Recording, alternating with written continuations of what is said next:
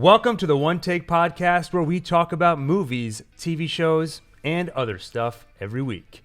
I'm Gil. I'm here with my brother Adam. Yo. And surprise guest, my other brother, Daniel. Hey, what's up? So today we are talking about Arcane, the Netflix series based on League of Legends. We'll start out with sort of spoiler-free thoughts for a few minutes, and then go deep into spoilers. For those of you unfamiliar with this show, the basic synopsis is it's a sort of sci-fi fantasy blend, and it takes place in this nation where there are three major factions. There's a sort of upper class that lives in this utopian city called Piltover. Then you've got the underclass, which lives in the undercity of Zon.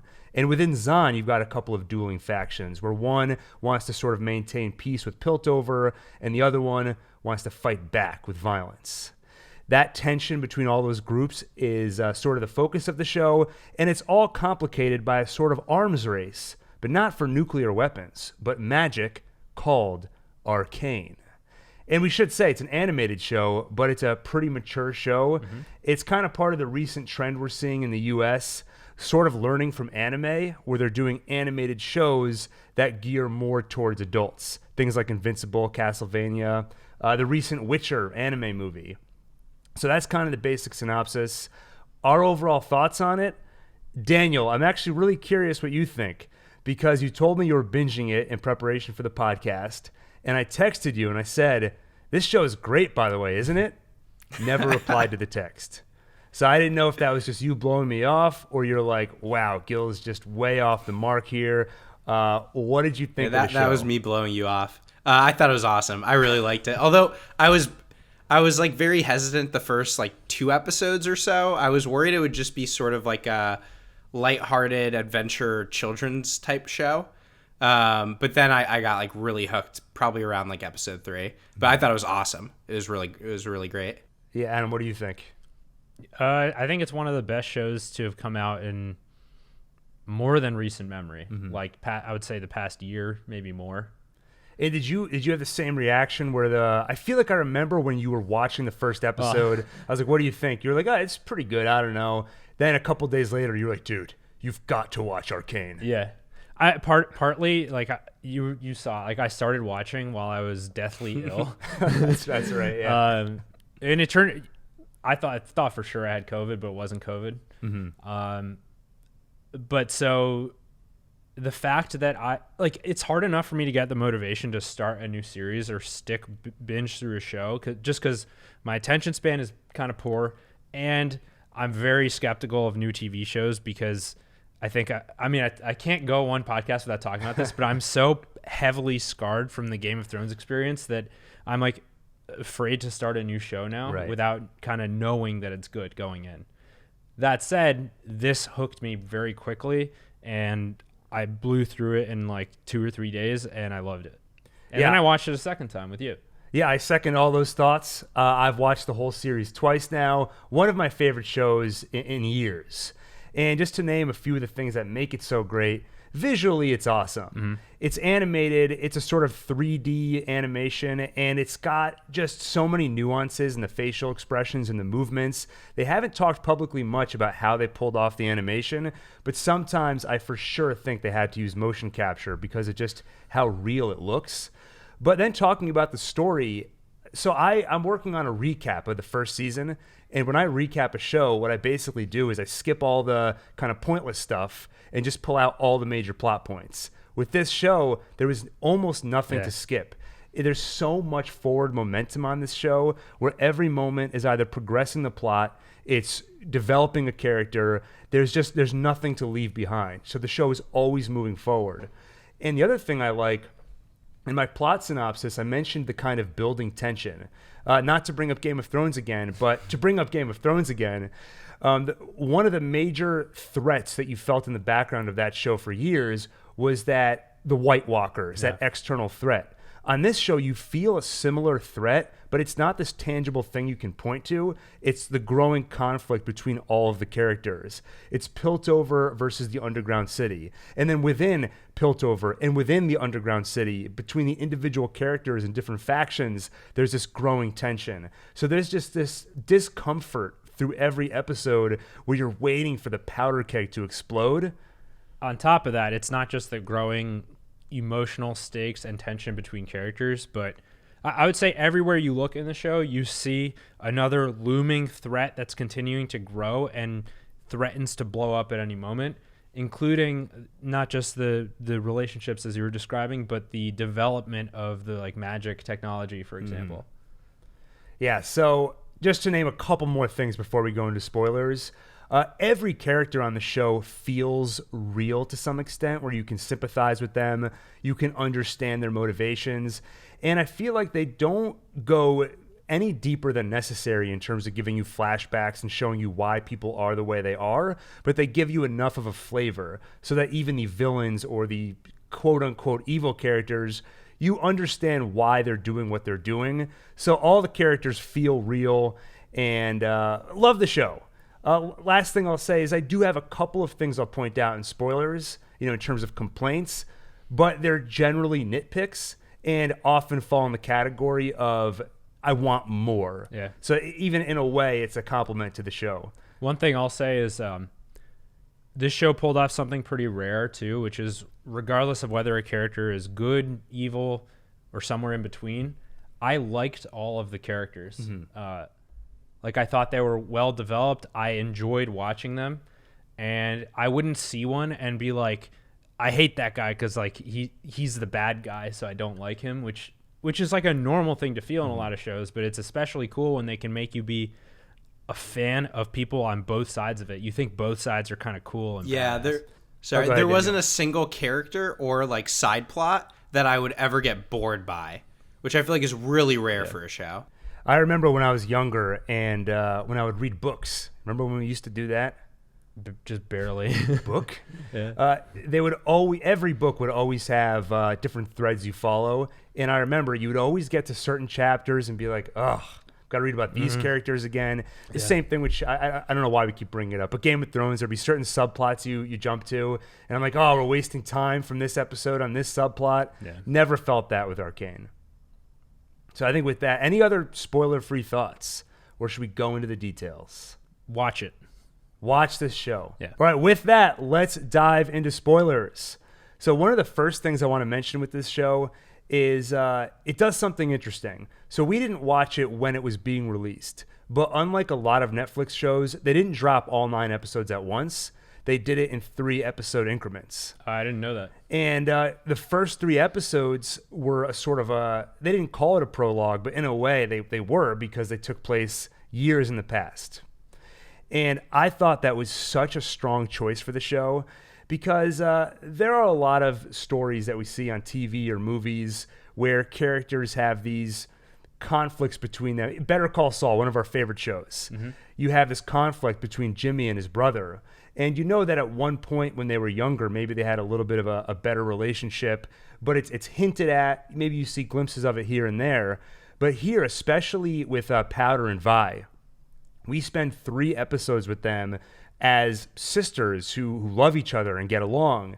And I thought spending that much time with them meant that when we got to kind of the present storyline, the conflict between them felt so much stronger and more powerful.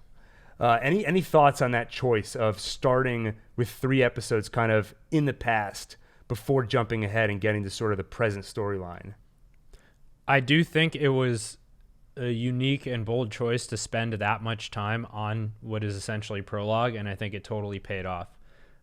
For a show that, like, I would say the most important core plot points are like the relationship between Powder and Vi and the relationship between Vander and Silco. And I would say that although I would love to get even more depth with those, especially the Vander-Silco plot line, they didn't leave it in a way where the relationship was unbelievable or I had trouble buying it because I didn't see enough of the history. I saw enough of the history to totally buy into it, to sympathize with both characters, and to be really invested in the outcome.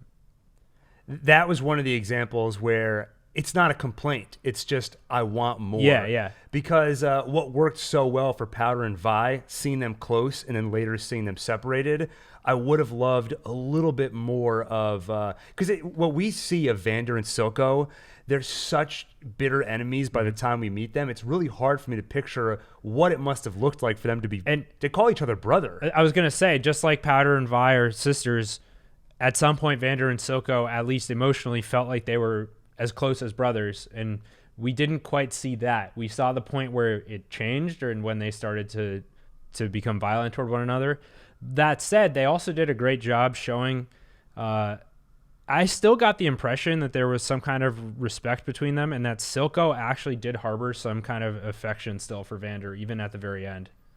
We do see him towards the end of the season when Jace makes the offer: "Give us Jinx, give us the gemstone, and we'll give you sovereignty." He goes over to Vander's statue, right? That's right. With the like eternal pipe flame, which I thought was cool. And he pours one out. He tells Vander, I don't know if I should give up my daughter. And then at the end of his conversation, he takes a drink and pours it into the fountain in front of Vander's statue.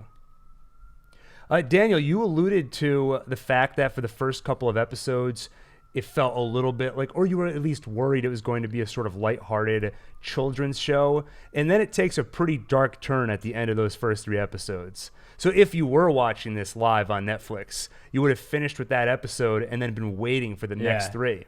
That would have been a real, like, holy crap kind of cliffhanger. Oh, yeah. And Daniel, so that dark turn, is that one of the things that hooked you and made you... Because you said you started out kind of like, I don't know. Remind me, how did episode 3 end? What was like the cliffhanger? Powder accidentally killed all of her friends. Yeah.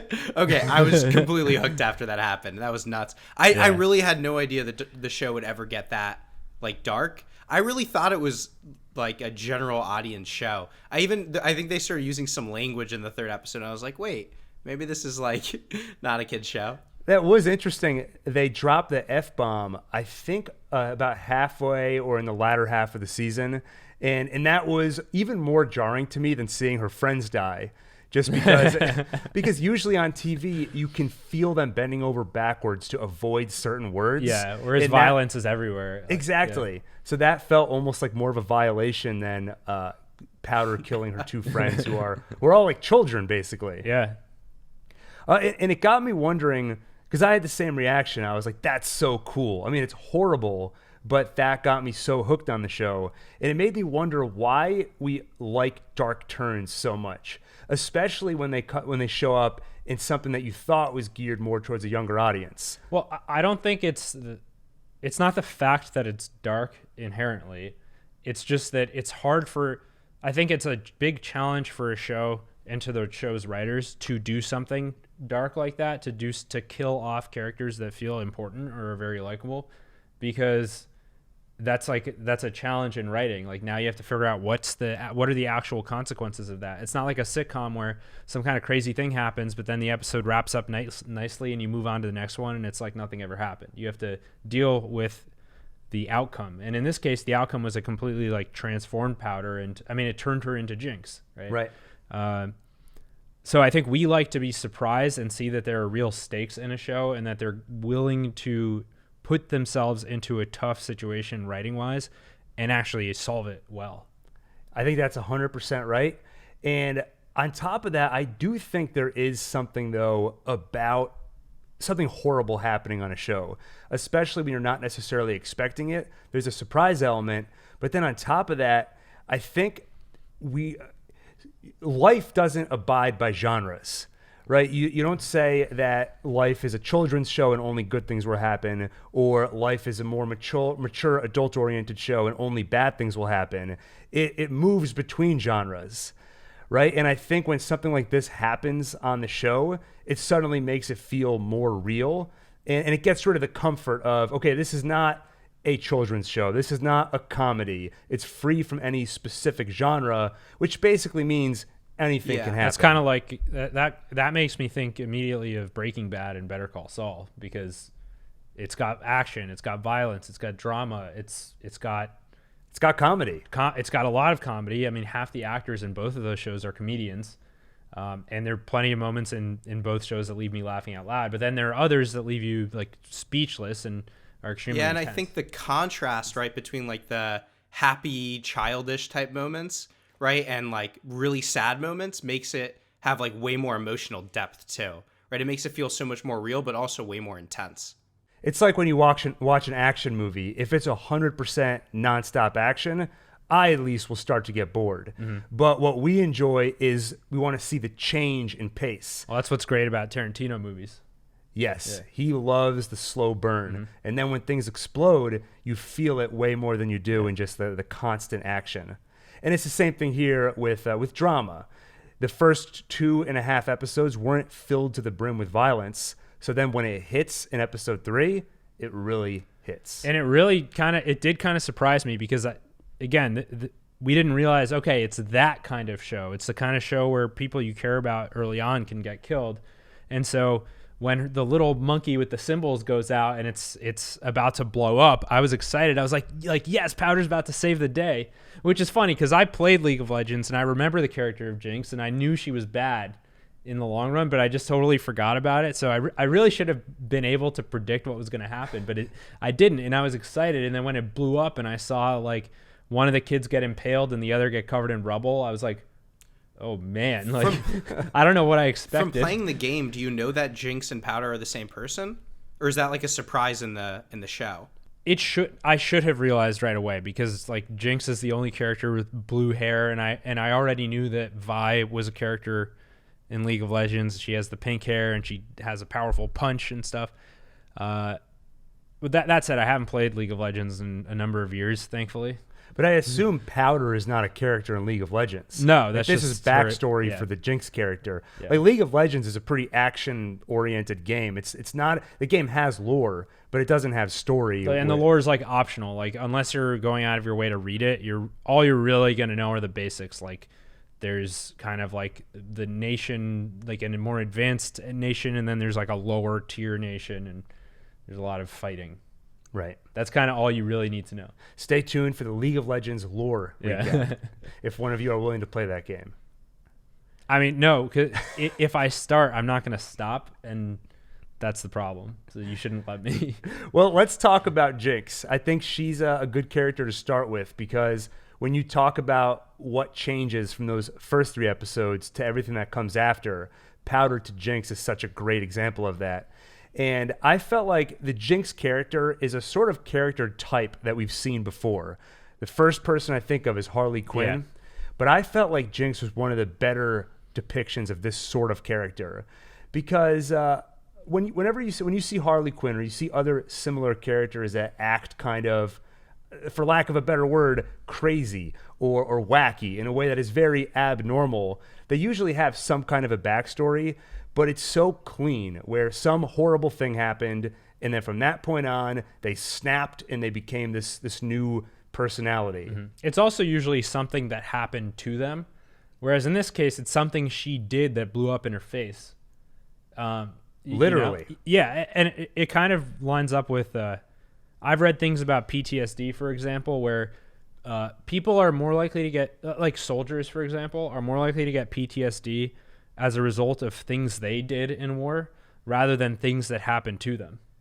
And it actually felt realistic, like the way that event broke her sanity.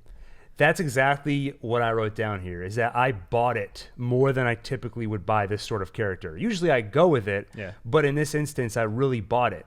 It's a lot more nuanced. Like you alluded to, she has this tremendous guilt about what she did to her friends. On top of that, she has this feeling of abandonment. So she has this personality, this kind of devil-may-care attitude, but I think part of that is an act she's putting on because she wants to convince the world that she's okay, and she wants to convince herself that she's okay. So when there's one particular moment that really made me laugh, that stuck out to me, I think later in the season when she finds out that Vi is still alive. I think she's talking to Vi, and she says sister and then goes, sister, thought I missed her. Yeah. And it's like she knows what she's doing. Yeah. Like she's putting on an act. She wants to act like she doesn't care. And like I'm zany, I'm kooky. Exactly. Yeah. But I bought it. I bought that she would do that as a coping mechanism. The other aspect of her personality that I bought a lot more than I normally do on other shows, and this comes up frequently when we talk about different stories, but hallucinations. Oh, yeah. This came up on our Scream podcast. But on TV and movies, characters hallucinate all the time. But it's such a clean hallucination where they'll see their dead friend, have a very lucid and... It's like, the more I see it, the more I think it's just such a lazy writing technique. They have this full conversation with them cleanly. And like you said, it is usually used as just a lazy storytelling technique. It lets you bring a character back that the audience misses. Mm-hmm. It lets you reveal the inner thoughts of a character. But here, when Jinx talks to her dead friends, it's not clean at all. You see all these drawings everywhere. It's not really a full conversation. It's snippets of a conversation. It's not a lucid discussion. It's a jumble of voices. And so which is a much more believable form of hallucination. Yeah, exactly. So just overall, I bought her character a lot more. And that stuff is important. You know, it might seem like, well, who cares if that aspect of it feels realistic or not? But the more you can buy into the show, the more immersed you'll feel. And then when bad things happen or good things happen, you just feel it that much more because you stay immersed. Daniel, as someone who regularly hears voices in your head, can you confirm this? Yeah, her hallucinations were a lot more visual than mine. So that's it's hard for me to judge. Yeah. Well, any other thoughts? I mean, I'm sure she'll come up as we go to some of the other characters, but while we're talking about Jinx Powder specifically, any other thoughts on her character and her kind of overall arc on the show? Well, I liked like the younger version of her too was also an interesting character. Like her friends had a point that there were a lot of aspects about her that were jinxy and like she did screw things up sometimes. So I don't know. Everything about the character's development was very believable and it was just fun. Like, I don't know. They captured a lot of different things about her relationship with her friends and the kind of them getting in trouble and the little hijinks that they were up to, all the way up through the really serious stuff. It was just a very believable progression, and I really enjoyed watching it. You also see that she kind of interprets everything through her filter on life, where the narrative she has in her mind is abandonment. Yeah. So when she's Jinx later in the season, any opportunity to feel like she's being abandoned, she latches onto it. So Vi is trying to get to her, but anytime she sees Vi with Caitlyn or sees even the slightest indication that maybe Vi is walking the other way, it's I'm being abandoned, right? And I'm going to sink further into my Jinx personality. I mean, it's kind of like an abused dog or something. It's just like on like a hair trigger, it can go from being friendly to being, violent or triggered by something. Right. It's like Daniel, you back him into a corner, he starts gnashing his teeth.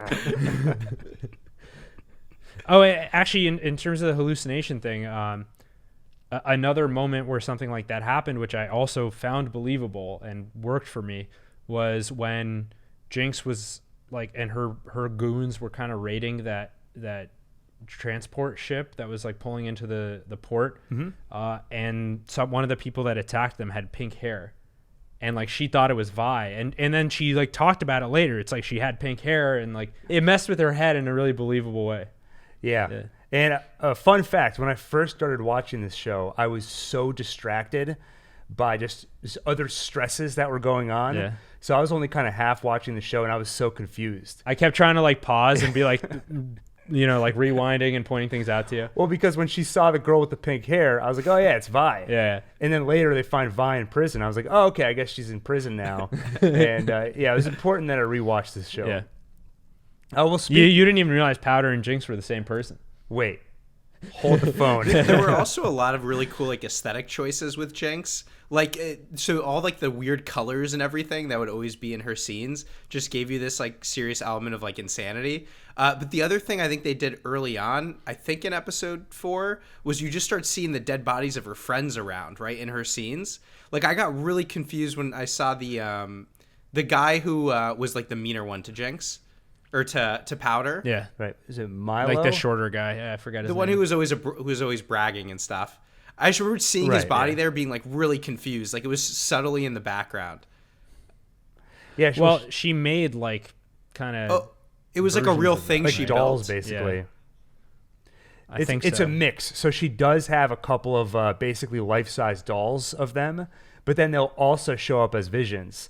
So there's that one great moment where when they were younger, Vi gave Powder that flare and basically said, light this up, and no matter where you are, I'll find you. Mm-hmm. So later in the season, as Jinx, she fires it into the air, and the camera does a kind of 360 around her, and you see standing back to back against her back are her two dead friends. They like that whole back-to-back thing, because even just in the starting of the show, you see her and Vi back-to-back together. They also love, I think they went back to this about 3 times, but something explodes or a gun is fired, and as it happens, you cut to an external shot or a distant shot where you hear the explosion, but you don't know what happened. And then when it comes back, you're like, oh, that person died or they died. They do it a few times. It works every time because it gets you so tense. Well, and they do other things where they show you something without an obvious explanation.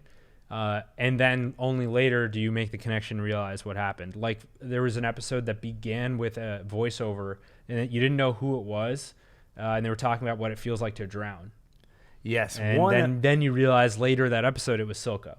That was one of, there's so many moments of this show that I'll want to revisit just because of the pure audio visual spectacle or because it's just a really cool moment. That intro was so cool, I thought. It was so good. I'm going to read to you what he says there. Good. Because it's just so good. Ever wonder what it's like to drown? Story of opposites. There's peace in water, like it's holding you, whispering in low tones to let it in. And every problem in the world will fade away. But then there's this thing in your head, and it's raging, lighting every nerve with madness, to fight, to survive. And all the while, this question lingers before you. Have you had enough? It's funny. You could pass a lifetime without ever facing a choice like that, but it changes you forever. For that, I thank you, old friend. And he's talking to Vander there. And just such an awesome start to the episode because that's a great example of what I said in the spoiler-free section where they'll give you a little flavor of these characters, enough to get you invested in them. Silco is the antagonist of this season, or one of the antagonists. But you hear that, and I'm like, I'm going to listen to that the next time I work out. I'm like, yes, I'm on his side.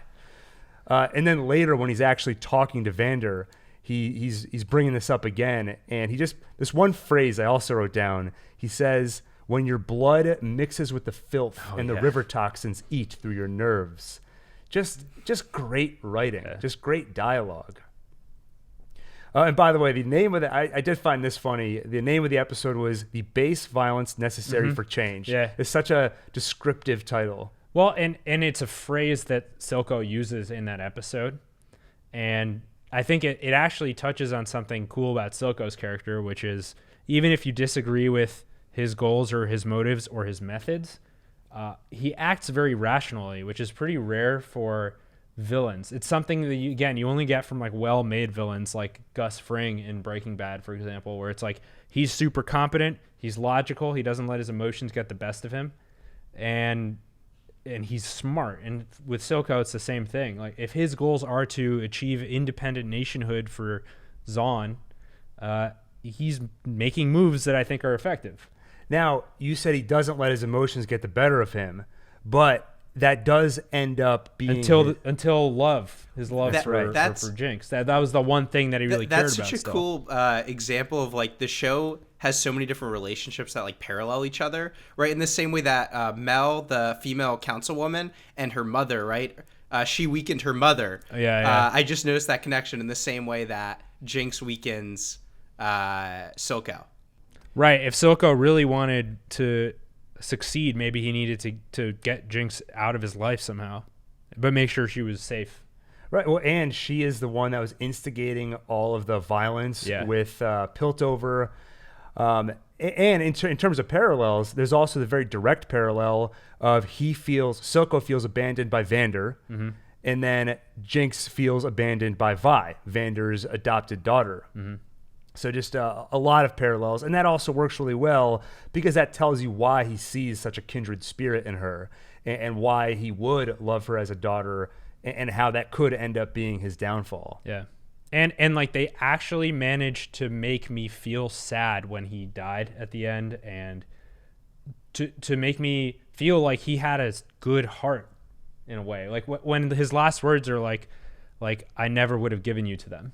Right. And I really believed him, and like it was Yeah. sad. It made me feel on the something, point of which the is rare. relationship, were there, I'm wondering if maybe this wasn't actually implied, were there inappropriate undertones to their relationship as well? So the impression I got from that was that Jinx was kind of a little bit touchy and flirtatious. I don't think Silco was. I think he just sort of tolerated it and was present for it. But if I had to guess, I would guess that nothing ever actually crossed a line between them. I want to believe that. I saw it exactly the same way. And I think part of it from Jinx's standpoint, it's sort of part of that overall zany. I'm zany, yeah. for lack of a better word. Zany personality. Like whenever Gil wants to be zany, he sits in my lap. Yeah, I fall from the ceiling. Yeah. Then he puts in my eye drops. You've also got to think that is not going to be great for Jinx's psyche going forward because she feels abandoned by everyone until this moment where Silco has no reason to lie to her. So when he says, I wouldn't have given you up, he tells her you're perfect. He says, I think that's his last words to her.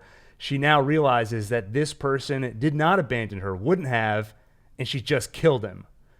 And the jury, in her mind, the jury's still out on Vi. You know, she doesn't know if she's really going to be her sister or not, if she can really accept the new person she's become. My guess is that I think that last event is going to make it impossible to repair their relationship.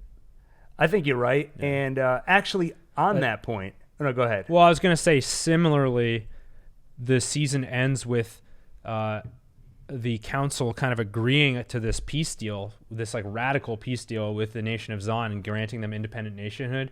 Meanwhile, you see this rocket that Jinx just launched heading right for like the council chambers. So I think it's sort of a parallel to the relationship Jinx has with Vi, where it's, even if you think things are about to maybe go in a good direction, something just happened that is going to make it impossible, and war is coming.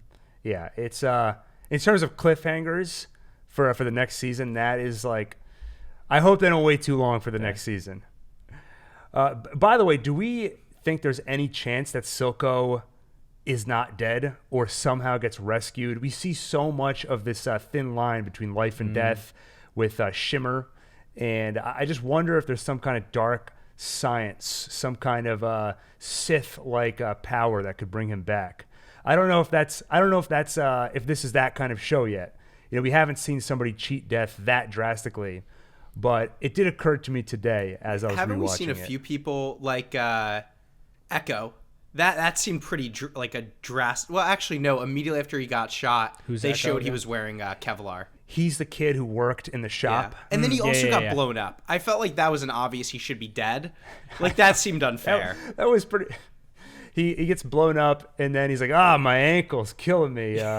Yeah, he kind of walked away from that. He's the one who, like, kind of forms that new little society thing. Yeah, the Firelights. I would say that was one... If I had to pick out some weaknesses in the show, that felt a little too good to be true and too clean. Yeah, I mean, even to Daniel, to your point, even Powder in that situation. If you need a reminder, this is basically when Echo throws the gemstone, or the container that he believes has the gemstone. He throws it to Vi and Caitlin so they can get away, and then he faces off against Powder. They're fighting, and he's winning, but then he sees her face and kind of remembers when she was a child, and he slows down, and then at that point she releases a bomb right next to them. He ends up with a sprained ankle, and she ends up on the brink of death, and Silco's able to save her with Shimmer, from help from the guy that Victor was working with. Let's talk a little bit more about Vi. First off, just an awesome, badass character, and kind of reminded me, so she's voiced by Haley Steinfeld, who also voiced Spider-Gwen in Into the Spider-Verse. And they have very similar hairstyles with the kind of buzz cut on the right side of their But also just both kind of awesome, badass characters. And I also thought she was one of all the characters have motivations you can understand, but she had kind of this very easy and clear motivation you could latch onto because it's very justice motivated. Enforcers killed her parents, and Sevika betrayed Vander. So she's kind of the Eren Yeager of this series. If anybody, Sevika? So she's the one that gets the metal arm. Oh yeah. Okay. She's for anyone who watches Attack on Titan, she's like the Eren Yeager of the series, Yeah, the one yeah. who from the first episode you want her to get revenge, and that builds up to one of my favorite scenes in the show. So in episode 5, she's when the Imagine Dragons, when the band actually shows up in the show and starts playing Enemy, Yeah. and while they're playing, Vi finds Sevika and just kind of stares at her angrily. At the same time, you see Marcus, the corrupt enforcer, just looking super stressed out. You see Jace and Victor at the hospital getting Victor's prognosis. And then the whole sequence ends with Vi kneeing Sevika in the face. And it leads into kind of their first face-off. Yeah. It's just because Vi has that really just visceral and clear motivation, there's such a feeling of release when she attacks Sevika. And that whole sequence is just a great example of the audio-visual treat this show can be. It basically becomes just an awesome music video for 2 or 3 minutes. And like I said, one that I'll go back to again and again in the future. That song, I mean, putting that scene aside, that song itself is just so awesome. It's something I've been listening to at the gym. So this is one of those opening sequences that I don't usually skip past. You know who makes that song? Imagine Dragons. Yeah. Yeah, like I said before, when they actually rendered them in the universe of the show. And then she forms a relationship with Caitlyn, and to me, she felt like one of the more pure characters in the show. And what I mean by that is most of the characters have this bias where they either are from Piltover and they hate the Undercity, or they're from the Undercity and they hate Piltover. She was raised in Piltover, so she has that bias against Zahn and all of the people there. But I feel like because she's been so sheltered and hasn't had any personal experience with them, she doesn't have a real strong bias. Like, it didn't take long for her to meet Vi and see that she's human, or see the Undercity and understand that they're all people that are suffering. Except for those like Shimmer addicts. They're just gross. Yeah. Especially that one guy that has That betrayed, the yeah. purple blob sticking off his head. And I felt like the role of Caitlyn and Vi's relationship on the show is that one of the main themes is just what happens when you breed this hatred. Like the fact that magic should be this great boon for humanity and create such great progress, but it can't because they're forced into a corner where they need to take Hextech and instead use it to build weapons. And what's the antidote to that? The antidote is that you need to meet your enemies and see that they're human, like Vi and Caitlyn did. And I do think that there's some romantic undertone to their I thought relationship. so too. Yeah. And I think that's appropriate because if you're talking about the hatred that leads to war and all this violence, the flip side to that should be love. So I think when you're sort of exploring that aspect of it, it makes sense that's where you would go. And I'm curious to see if they develop that further, in season 2. But any other thoughts on Caitlyn, Vi, or the relationship between them? I think that the skepticism between from Vi toward Caitlyn was very appropriate, and I also liked that it added this whole other twist to it of the more Vi works with Caitlyn and the more Vi becomes accepting of her, the more mistrust it creates in Jinx. Yeah, So that's right. So Yeah. it creates some consequences to, like, it's not purely a beneficial thing for Vi to overcome her preconceptions and biases. Right. And I think, like everything else we've mentioned on the show, when you see characters' evolution, it works. Yeah. And for Vi to get along with an enforcer is a pretty big leap. But I bought it with Caitlyn. like just the slow building blocks of it. When she sees she's a good shot, when she sees she truly has some talent, when she sees that she's willing to take on her role at the brothel and embrace her kind of embrace the ruse there. Yeah. She's also a playable character in League of Legends. Caitlyn is. Interesting. I'm so curious. I do want to play the game, and I know I'll get slaughtered because it's an online game, right? There's no single player component. But I'm just so curious how, from what I know of League of Legends, just how that translates into this show, with nuanced characters and this tragic storyline. I got Daniel to play it with me once for a few hours. I was going to say, Gil, don't play it with Adam. He gets very mean. I'll probably end up screaming at you. It was fun until the screaming. That happens with me with online games. You've both seen it. We're going to keep you away from this game. Let's talk about Jace a little bit because we've been pretty focused on the Undercity. Let's head over to Piltover, the utopian city. I like Jace as a character. He's just before we even get into the journey he goes on, he's just this noble person who embraces science and wants to do good. His sort of origin story is that him and his mother were trapped in a blizzard. And then this mysterious person showed up and used magic to save them. And I think that's what planted the seed for him to understand the power of magic and want to use it to help other people. And he gave him that little rock. Yeah, that's right. Now, we don't know who that person is who saved him, right? Yeah.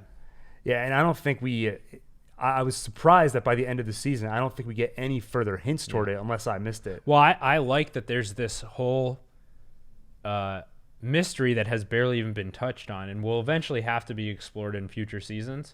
And it also shows us that even though magic seems to be this really dangerous thing that like Piltover is unable to harness without grave danger, and Heimerdinger also talks about something that happened hundreds of years ago in his society where it was basically ruined by magic.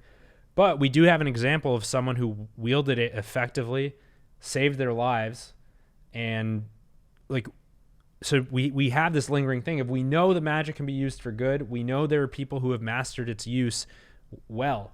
And that's the same position Jace is in. He's one of the few people who's seen it used in a positive way. Yeah, and I think it's not just Heimerdinger, right? Like he also says, I don't know how to say the name. I don't know if I said Heimerdinger. He's a playable character, and so is Jace. So by the way, he says it wasn't just his city though. Also, I think he says the entire world was devastated by wars among mages and stuff. I think that's the backstory, and they say they built these cities, right, to protect themselves from it. So, a couple of thoughts on Heimerdinger. Yeah. One, I just thought it was so funny how there are very few non-human characters on the show. There's just a couple, Heimerdinger, and then there's one guy at the firelights who looks almost like a humanoid bat. There's also there's a prostitute in that's right, the underground, who I think is of the same species as Heimerdinger. And then there's the guy who makes the slug food thing, whatever, that Vi eats when she first gets to the underground or back to the Undercity. Oh, that's right, that big. Yeah. And then there's the person who sells the potions. Oh yeah. There's the prison guy. That's right, yeah. But I think when we saw Heimerdinger, he may have been the first one. Yeah. So I wasn't expecting that. So when he just strolled onto the screen, I was like, what? I also kept thinking he would be evil. He just sounds too nice and everything. But it seems like he's not evil. I feel like after a season you can say that. No, he feels like the Gandalf of this show. Yeah, I agree with that. But one thing I'll say about him, or the other thing I'll say about him, he could do a much better job of trying to persuade. For sure. Trying to persuade Jace. Stop just being like, you don't want to do that. That's a terrible idea. And then in his head, he's picturing all the bad stuff that happened. Say it. Explain it. Tell us what's so bad about magic. I've seen the seed, and the seed looks like what is before us here. Yeah. And he just sounds like a raving lunatic. But if he was like, no, I'm not talking like seriously. They actually built this exact thing. Yeah. It was a hex core. Yeah. And it went horribly. Here's what happened. I was there. Instead, he just talks in poems, basically. And then when he gets my job here is done. When he gets kicked out of the council, he's just sulking around in his cloak. Yeah, that's true. And then he goes off and he ends up going to that little mini utopian society with all the skateboards. Yeah, well, and there was a plot point there, which we alluded to it earlier, but going back to Echo. So Powder has the explosion. Yeah. He gets a sprained ankle. And basically, he's just sitting there until Heimerdinger finds him. And he's like, I don't know how I'm going to get home. I hurt my leg and you've got my ride. And then the next time we see them, they're both kind of limping into the Firelights home. And there's no way that Heimerdinger, he would have had to lean down. Yeah.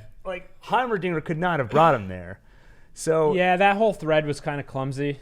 I feel like maybe if they had more episodes to work with, or if the show didn't have to go as quickly. This is the excuse I'm making for right. Them. If the show didn't have to move so fast, maybe that would have been more well executed. Yeah, I don't really care. I didn't mind it. Well, the good thing is it's not a major plot. It's not part of the core. They're not core characters, and it's not part of the major plot points. So yeah, agreed. So it didn't bother me, but it was one where even upon rewatching, there were so many things that in my head I was like, "That's weird," and then when I rewatched, I thought that makes sense. This was the one where I was like, "I don't really know what happened there."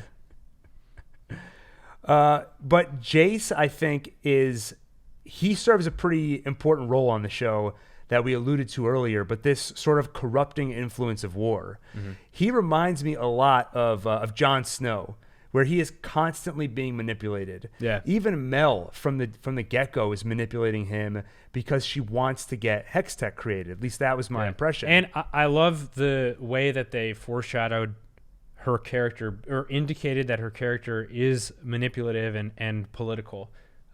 Because this is something you would be you missed it the first time. I remember pausing to try to tell you about it.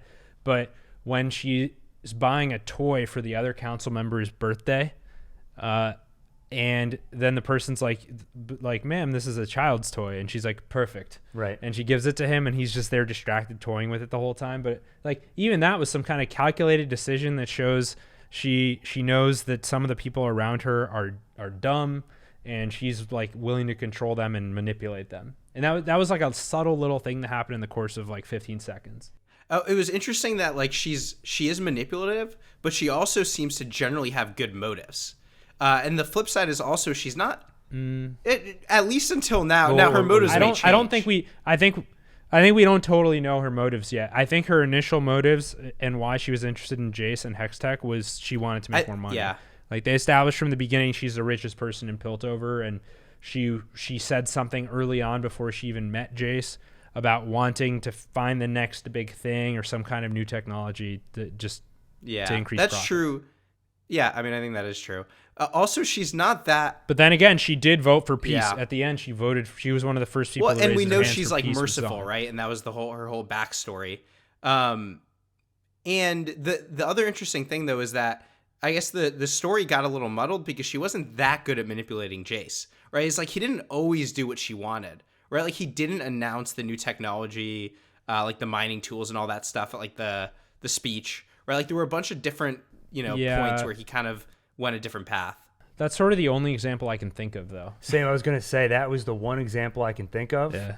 And then otherwise, this is where I said early on that I do have a couple of nitpicks where I wanted to see more, and this is probably the biggest one.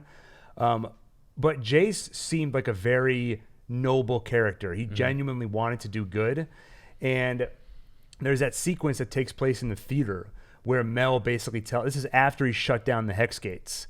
And Mel tells him, because you did that, people are going to start coming to you wanting to seek political favor. They're going to ask for Hexgate privileges in exchange for, you can get them to invest in your Hextech technology. And he's mad at first. I don't want to do that. I don't want to get involved in politics. You made me do this. I'm not going to do that. 12 seconds later, he's shaking hands with every wealthy, powerful person in the building and making that exact transaction. So that was an example where she manipulated him, and it seemed way too easy. Yeah. And I would have loved to have seen more of that transition because overall I thought his arc worked pretty well. By the end of the season, you can feel his frustration. He's just so sick of this. They keep getting attacked, and nobody's doing anything about it. So he's like, well, let's just go kill him. Let's just do it. And he ends up killing a child, and ends up getting pretty tragic. And I bought most of that, except for that sort of initial push, which I thought was important because for him to get involved in politics like that, and kind of that was sort of the first time we saw him kind of give on his integrity, and it felt way too easy. Where before that, like you brought up, Daniel, he wanted to unveil the tech, and he refused to. But then after that, it felt like he became the Jon Snow of the show.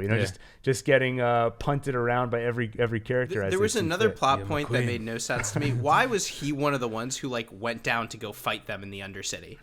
Like they're sending all these like enforcers down there, and like the head councilman goes down. So to be fair, that was meant to be. The council was not involved in that, so that was meant to be a sort of his own mission. Didn't want anybody to know. Yes, he didn't have to go himself. I think at that point he kind of wanted to. Like he was getting pretty bloodthirsty. This is when they attacked Soko's Shimmer manufacturing plant. Let's talk a little bit about Victor. So I felt so bad for his character, especially when Jace and Mel are kind of finally consummating their relationship. And at that exact moment, Victor is underground, having a coughing fit, coughing up blood, and then passes out on the floor. So I just felt super bad for his character. But I'm really curious to see where they're taking him, because I have a feeling he's going a sort of antagonistic route, because he's heading down a dark path. He's getting involved with Shimmer, which the show basically tells you over and over again, you don't want to do that. It's basically like not even once. No. Yeah. It's like taking Green Goblin serum. Yeah. Basically. Spoilers for Spider-Man 2002. And you get that moment where Heimerdinger's like, you've changed. You have to stop these experiments. Where again, he could be a little bit more specific. I forget. He's taking Shimmer. He's doing like little injections of it, or what was he? So he was trying to use the hex core to cure himself. Yeah. And what he was told by the guy that he found that was trying to save that giant slug's life. He was the character I'd always play as in League of Legends. Oh, really? His name is Singe. Singe. Was it Singe or Singed? It might be Singed. We'll look it up. Remember, We'll put it on the screen right here. Yeah. But basically what he explained to Victor is that the problem is not the hex core. You're the problem. Your body, humans are not meant to change. So you need to take some Shimmer, a variant of Shimmer he called it, so your body can withstand the change. So yeah, he was taking injections of Shimmer and then doing something with the hex core. Yeah. And it seemed to work. You get that one scene where he runs, but then the next scene he kills his friend, Sky Young, who, by the way, if you remember the flashback where he's kind of playing by himself with that little mechanical boat and all the other kids are playing separately, there's the one girl who kind of looks at him before she runs off. Yeah. That's the same character. As you hear one of the kids yell Sky to her, and then later you find out her name is Sky. So there you go. Nice little complete circle there. But so like I said, I get the feeling he's going down a sort of antagonistic route. But like every other character, we're fully with him. We understand why he's doing this. But I'm really curious what his motivation will be, let's say, once he gets cured, or if he gets to a point where his survival is ensured. Yeah. Because what does he do after that? He says he wants to help people, but does he really want to help people, or is he just saying that because he needs them to develop hex tech so he can cure himself? I mean, I got the feeling from him that he's genuine, that he does want to help people with the technology. I also think he was highly motivated by saving himself. I think it was both. But I do think that probably something from all the chemicals he's introducing into his body and the experiments he's running on himself, they could change his motivations, and he could end up becoming kind of monstrous. Right. There's a few routes he can go. And if we compare this to Spider-Man, you've got the Green Goblin route, where there's something evil inside him that this just enhances. Then you can go the Lizard route, where he's made himself more powerful, and now he wants to do the same thing for other people. So he's like, we all must shimmer. Yeah. So there's a few ways I could see it going. But even if his motivations right now are pure, I've got to think there's some side effects happening up here that are gonna mess him up. Any other? I think we've talked a lot. Any other characters or any other plot points? Any other thoughts you want to throw out there before we start to wrap up this discussion? I don't think there's too much more to say about these two characters that I'm about to bring up, but I just want to stress that I really like both of them, which are Silco and Vander. I think their relationship that they had is really cool. It's maybe a little underexplored, but first of all, like Vander was kind of the aggressor against Silco back in the day. So you can understand why Silco has sort of a vengeful streak in him now. That said, Vander had a cool head on his shoulders. He was seeking peace with Piltover, but at a cost, right? So he was seeking peace while also accepting that they're the lower class. They're going to literally get all the sewage and runoff from Piltover. They're going to be the seedy underbelly. And I can totally see someone saying, like, screw that. Like, why are you accepting this kind of peace where we're clearly at a disadvantage and we're treated terribly? I can understand why Silco would have a problem with that, and especially after the way he was personally treated by Vander. He was left permanently disfigured. The filth mixed with his blood, which is similar to what happened. Is it Winston? Or who's the one who works with Jace? We were just talking about him. Oh, Victor. Victor, yeah. Right, like he has these permanent side effects of just growing up with all the muck and the right, and that's an important thing to note, that it gets mentioned very briefly later. But yeah, Victor's issues and the reason he's terminally ill are because of all the just stuff he breathed in growing up underground. Right. So why should they just accept that? Right. Like there is something to be argued against with Vander, even though I was really on his side the whole time, and like he was the most sympathetic of the two between him and Silco. But when you think about it, he's saying, I'm so afraid of violence and of people that I'm close to getting hurt that I'd rather trade freedom and prosperity for peace, right, and security, which that's a valid choice, but it doesn't mean it's definitely the right one. He's the Heimerdinger of the underground. He's in a sense, always trying to be cautious. Yeah. But what's your plan? What are we going to do about this? Right. Yeah. And so it makes Silco very sympathetic and understandable, and he was a smart villain. And I think his love for Jinx was genuine, and I also think it at least on his side, I don't think there was anything gross there. Right. I hope not. And so I think he was like a really, really good villain. He's one of the all-time well-made TV villains. I'm really curious to see where we go in the next season, because it feels like we're left in total chaos. Yeah. There's no Silco. We don't know who's going to survive Powder's attack on the council. So it just feels like we're heading towards just everyone is out for themselves. Now, I do think one thing I thought was interesting is we're seeing such a small slice of the world. Like that becomes very clear when Mel's mother comes into town, and you realize, oh wait, yeah, there are other nations here. And, maybe once Piltover is in chaos, another nation sees, hey, that's a great opportunity. Maybe even Mel's mother sees this is an opportunity for me to take over and for us to take over Piltover. Right, and that would put her that would put Mel in an interesting position, because she can either have family loyalty and actually help them take over Piltover and become more powerful, or she can say, this is my land now. I'm on Jace's side, and we want this to remain, independent or something. That is such a great direction. They could, if they're probably watching this right now, yeah, like, for sure. Oh yeah, okay. One other thing I want to mention is their treatment of magic on the show. I thought was so good, because magic is always just a weird thing. Like in Harry Potter, it's like, who's writing all those spells? And what does it mean to make a spell? Like, it just seems easy. Right. Are they discovered or created? And you just have to pronounce it properly. Like, what makes Hermione so good at it? It's Leviosa, not Leviosa. And if you knew that saying the right words would just create magic, what more motivation would try would you saying need? every possible random combination of syllables just to see if I can discover any new tricks. So it always feels kind of just, it feels weird. But on this show, they don't explain the mechanics, but it looks like they're doing something. It's treated scientifically. Exactly. And it looks like they're doing science. Like, it looks like they're progressing. You see equations. It felt genuine to me. What was the thing that Victor said? You have to crank it? Yeah. Like, yes, we must to be crank fair, it. they clearly allude to the fact that that's not how magic used to be done, right? Like, they're taking a scientific approach. But when the mage did it, he's just like choosing symbols and stuff. Well, so they said that people are typically born with magic or not. It's an innate talent. And so this is the unusual thing, is that they're trying to harness it through science. Which is, even just saying that sentence, like, that sounds so cool. Yeah.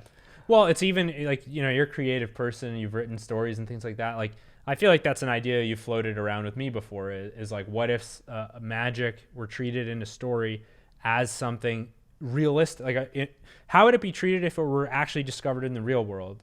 Scientists would jump on it. You'd explore it in an academic way and like in an intellectual way. It wouldn't just be this like grandiose thing that you can just have all these mysteries that you unlock and it becomes like a fantasy land.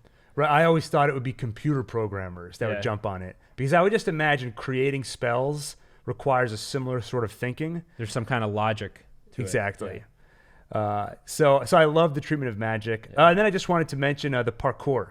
Because it just, number one, it gave me such sweaty palms just every time they were just jumping around like so On the high in the rooftops air. and stuff. And Vi always treats it like, you lame-o, you can't keep up. Like if I were Caitlyn, I'd be like, I'm not following you. That's insane. Yeah. And the fact that she would do that with Powder is so irresponsible. Mm-hmm. Oh, and then the other thing I wanted to mention, so there's a nice callback where after Jace gets kicked out of the school and it seems like he's not going to be able to work on Hex Tech anymore, he's basically going to take his own life. He stands on the ledge of his destroyed penthouse. He's about to jump off it until Victor goes, "Am I interrupting?" Yeah. And then there's a callback later in the season when Victor's about to do the same thing after killing Sky, and then Jace is like, "Am I interrupting?" My question is, when they say that, do they know that they're preventing suicide? I was wondering that too, because if so, like that's a really serious It's thing. such a casual way to intervene. Yeah. Right, and they both have like a big smile on their face, like, "Ha, this is hilarious!" Yeah. Like you were about to do something Gotcha. crazy. Yeah. So, yeah, I don't know. It's just sort of a thought I had rewatching it today, because you see Victor, he's literally in the motion of jumping. Yeah. And then Jace comes in with a smile, like, it's like you caught me, and now I'm catching you. Yeah. And it just felt odd, but just a straight. It's a thought. little of a bit of a clumsy way to treat something so grave. Oh, and one other thing I wanted to mention, just in terms of, we mentioned a couple of characters where we wanted to see a little bit more. So for Jace, I wanted to see more of how he decided to embrace politics. It happened in seconds. I felt kind of similar about Marcus. So he was the character who, the enforcer, who wanted to go hard at the Undercity in the prologue in the first 3 episodes. Then he strikes a deal with Silco because Silco's going to help him find the 4 kids, Powder, Vi, and their friends who blew up the penthouse. And then Silco kind of betrayed him. The next time we see them, years later, he's now working for Silco, and he is the picture of corruption in the Enforcers. And you can see he's very torn about it. He's very stressed throughout the entire season. At one point, it's alluded to that, or Silco pretty much outright threatens the life of his daughter. But that is one where I would have loved to have seen the transition of how this person who was so focused on doing the right thing was so militant about destroying the Undercity, how he goes from that to being corrupt. I can kind of fill in the blanks, but that was one part where I would have liked to have seen a little bit more. Yeah, they did kind of gloss over it. Yeah. But like I said up front, not a complaint. It's more of a nitpick and more of a, I love this show so much. Yeah. I want to see more of it. One thing I wanted to touch on briefly. So you mentioned just, it seems like it's kind of 3D, but it's made to look sort of more like a cartoon, and just visually it's a really amazing show. But I noticed one little tiny detail, which is the pupils themselves in the characters' eyes will actually change depending on how much light is hitting their eye, which tells me, first of all, that there's just so much attention to detail in the show, and also I think they might be using some kind of newer, more advanced sorts of 3D animation, because that's the kind of thing. Like, I don't think the animators are going in there manually and saying let the pupils shrink slightly. I think it's responding algorithmically to how much light is actually in the 3D Right, environment. there's some kind of an engine. Yeah. They're So using. they're doing something really smart on the back end, and like I think next season's probably going to look even better. Yeah, just the facial expressions. I remember 2 specific instances early in the season that really impressed me. When Vi, I think his name is Milo, the one who's always picking on Powder, when Vi is telling him all of his issues, and she's like, "You're just complaining all the time, and here you go. From now on, when I make this expression, it means shut up." Then he tries to talk again, and she's just like, And, like, points at it again. And I was like, look at that facial expression. Yeah. Like, it's so good. And then you see something similar when, again, they're just making fun of Powder, talking about how horrible she is. And then she kind of shows off how good of a shot she is. She shoots all the targets. Yeah. And then again, looks at him like, and walks away. And I don't know why those two moments stuck out to me, but I was just like, the facial expressions, the animation on the show it's so good. Any other final thoughts on the show? I mean, there's so much more we can talk about. We could go through every plot point. There are so many just great moments on the show. And there is more to come for sure. Like I mentioned up front, I wrote last night, stayed up till 4:00 in the morning, wrote a full recap of season 1. Yeah. So in case you missed any details or missed any plot points like I did the first time around, that recap is coming. And I think I'm starting to write something, not a review, but an analysis about the themes and some of my interpretation of the show. So definitely more to come. But before we wrap up, guys, just anything else we didn't mention that you want to mention? Daniel, I see you've got I see a look in your eyes. I got nothing else. It's just that same typical vacant stare that you Yeah. have. You were clearly not animated by the people who created this show. Riot, I believe. Well, I mean, I know Riot Games, they're the creators of League of Legends, but I don't know what studio or whatever actually made it. I believe it was Riot as well, but Wow. again, that's the beauty of not doing this live. We'll put it right here. Yeah. Dan, when you edit this tonight, put that in. Okay, well then, with that, let's start to wrap up. If you enjoyed this video, please make sure to like, subscribe, and hit the bell icon. You'll especially want to do that because although we're not doing this live, we are premiering the episodes. So far, it's been Mondays at 8 p.m. Eastern Standard Time. No, I'm not committing that it's always going to be that, but at least I think this time it will be. Yeah. But if you've got that bell icon checked, you'll get notified when it happens. You'll get to watch this as it premieres, and I will be in the chat. Adam might be in there. Daniel might be in there. And if we say something dumb or something you disagree with, you can say it in the chat, and we'll see it, and we'll react to it. You can berate us all you want. Exactly. And if you don't want to see us and you just want to listen to us, you can find this on any podcast app. Just go into the app and search OneTake, one word. If you do 2 words, you're going to find this random rap thing. You can find it on Apple Podcasts, Google, what is it called, Daniel? Google Podcasts. Google Play, Google Podcasts, Spotify, wherever you listen to podcasts. So with that, thank you for watching, and see you on the next One Take.